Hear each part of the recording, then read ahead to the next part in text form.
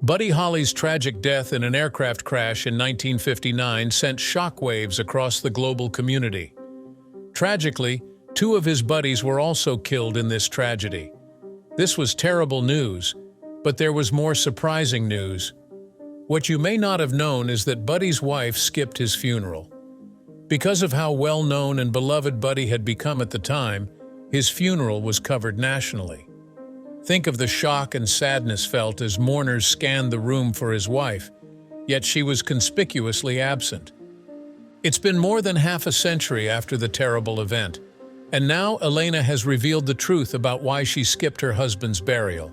First, let's take a look at their lives before they met and were ultimately separated by death. What she had to say will shock you. Many people, particularly Buddy's global fan base, are still perplexed as to why Elena chose not to attend her husband's funeral. Is it possible that their marriage was fake, or that their love and connection weren't really that strong? Just how did they cross paths? We will discover.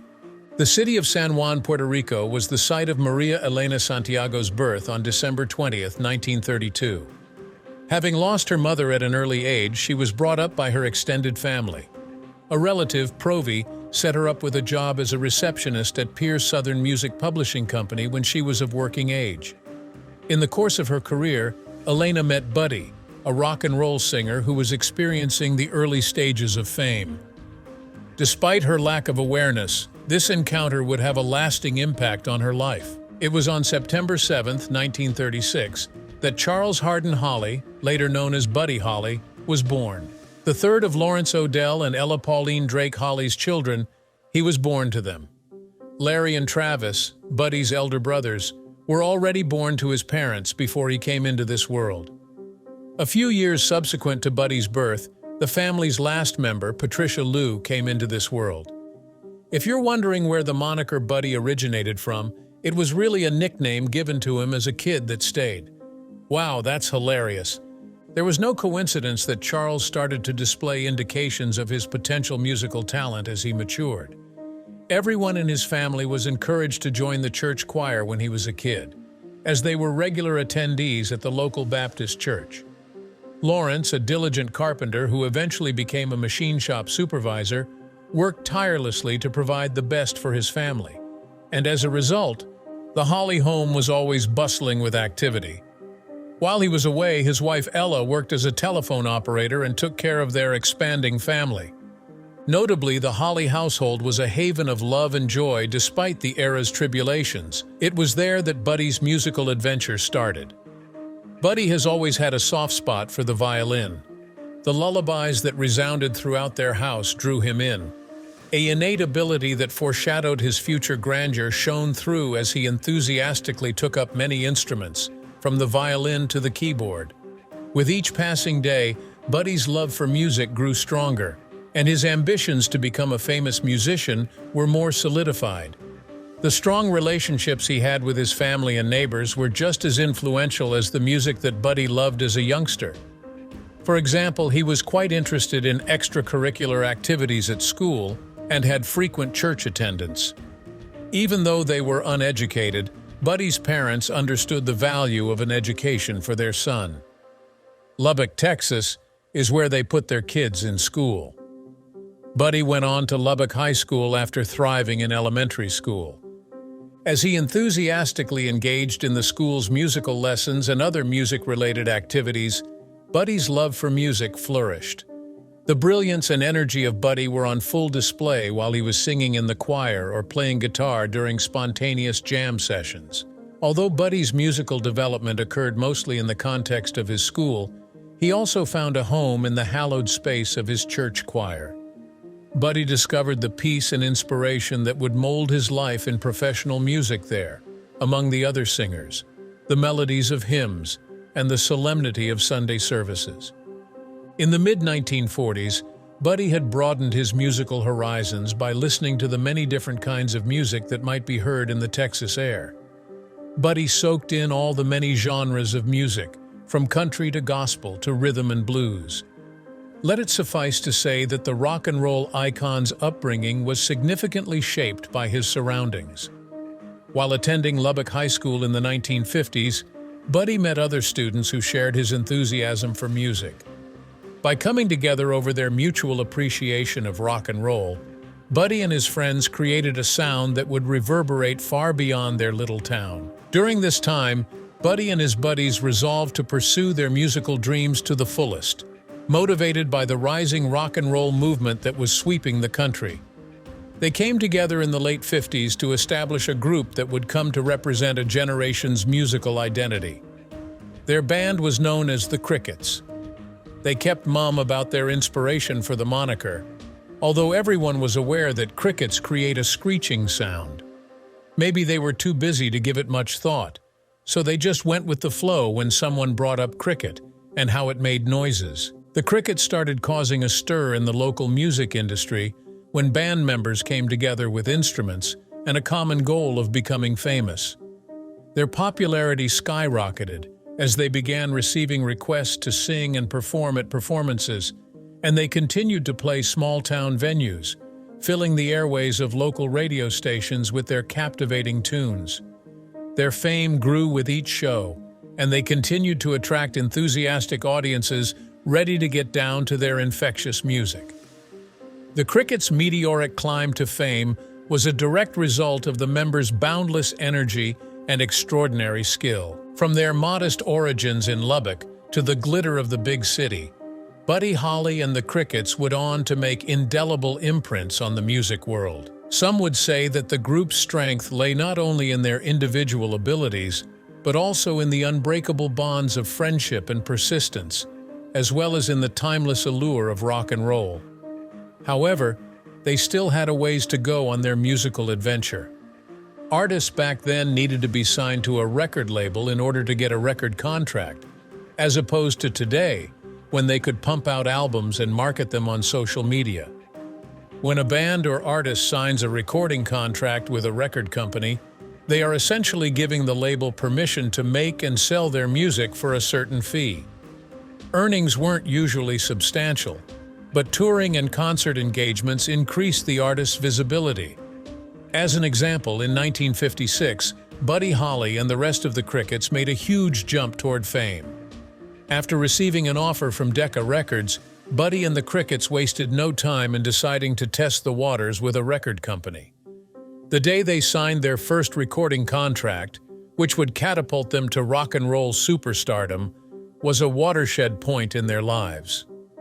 However, the aspiring musicians were due for one more shock from destiny.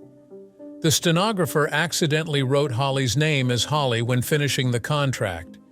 Even though it wasn't in the original plan, Buddy decided to go ahead and do it, since starting the procedure from the beginning was too much trouble.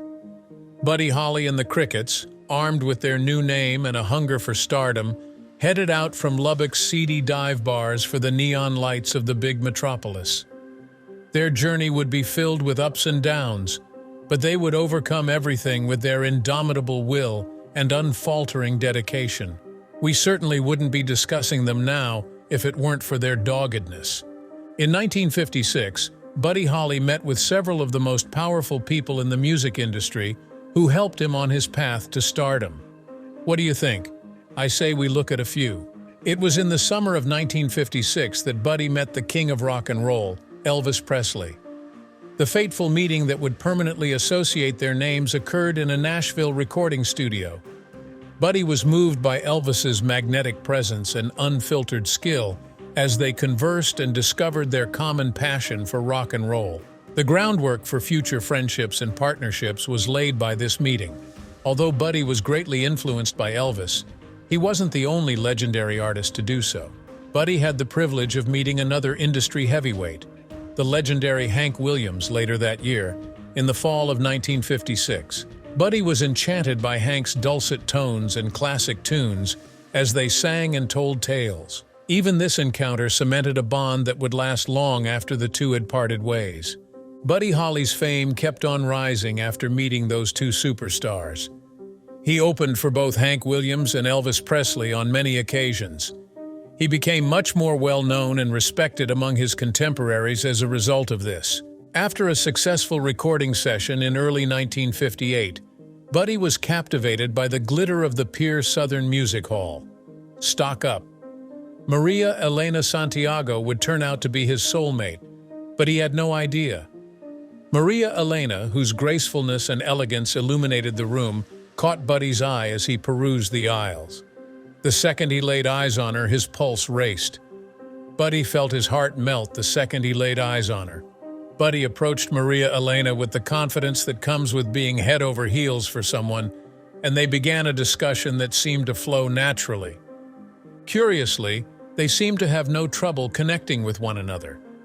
They quickly realized they had more in common than just physical attraction, as they laughed and spoke about things they both enjoyed. Elena, who had returned to work 5 days earlier with her aunt's support, felt it was unusual to go out on a date with a complete stranger when Buddy asked her out on their first date. However, Buddy would not let it deter him. He took care to figure out how to get in touch with Elena's aunt. His explanation that he had no hidden purpose for Elena was the deciding factor in her agreeing to go on a date with him when he finally contacted her. Sitting across from each other in a warm cafe, Buddy knew he had met the one only 5 hours into their date. He presented Elena with a rose brimming with affection and an indescribable sense of conviction. Not only that, but he proposed to her and declared his love for her. It sounded unbelievable to Elena. She thought Buddy was joking at first, but then she realized he was quite serious. She began to giggle uncontrollably.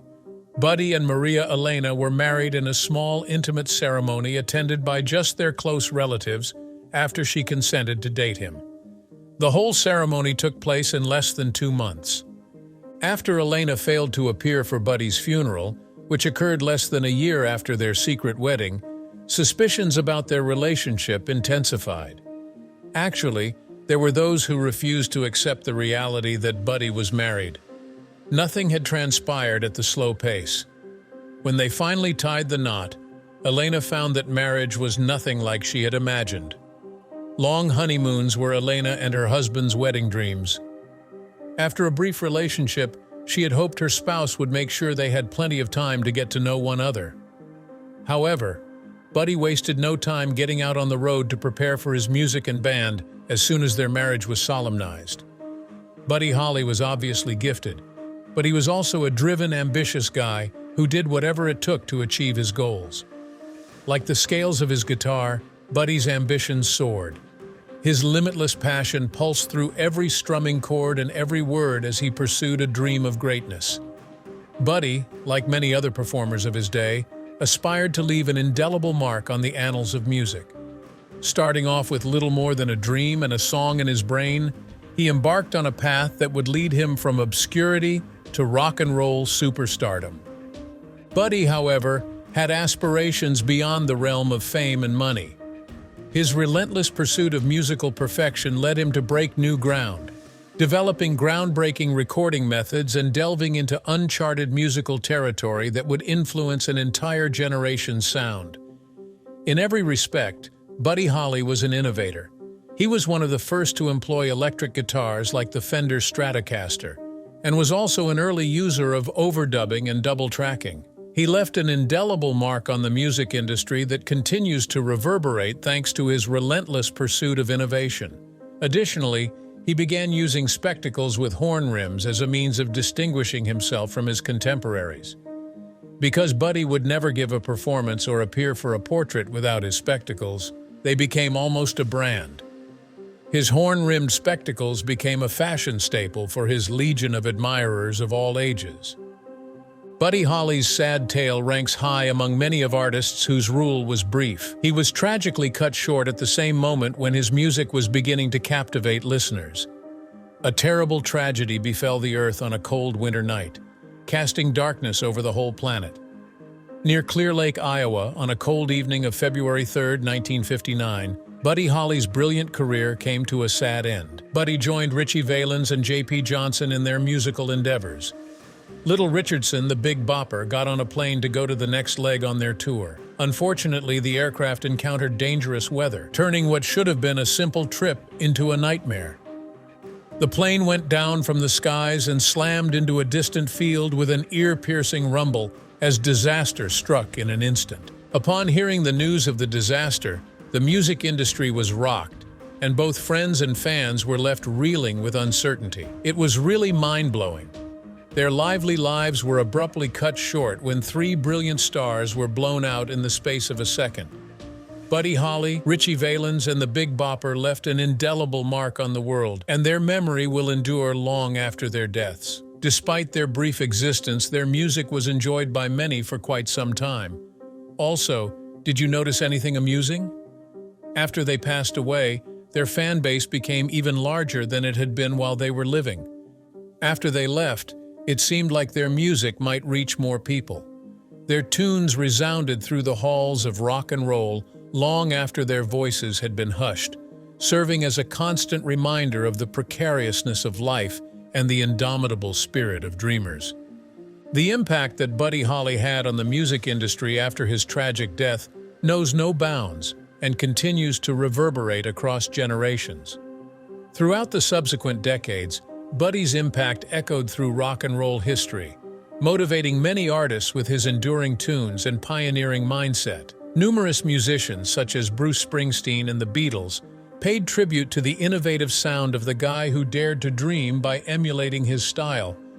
Some even went so far as to say that, given their common interests and talents, Buddy and the Beatles would have been a great fit for a collaborative project that would have seen Buddy creating songs for or with the band. Buddy Holly was officially honored for his services to the world of music in 1986 when he was inducted into the renowned Rock and Roll Hall of Fame. It was an appropriate homage to a man whose genius and vision had put him firmly in the pantheon of music luminaries, having helped create contemporary music. However, Buddy's hometown of Lubbock, Texas, will always have a special place in his heart. In the middle of the boundless sky and sandy streets, the Buddy Holly Center stood. As an annual tradition, it serves as a resource for anybody interested in Buddy, his music, and his life story.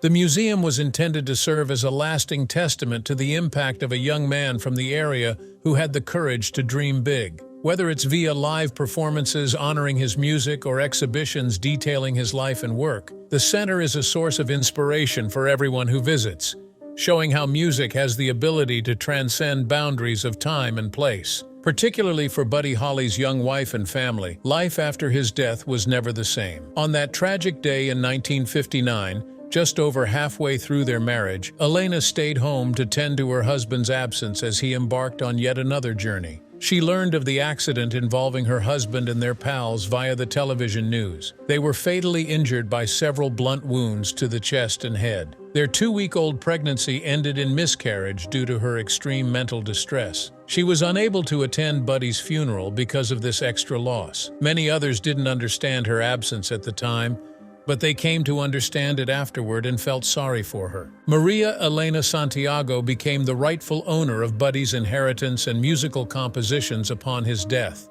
After receiving encouragement to try love again, she remarried in 1963 and kept her private life out of the limelight.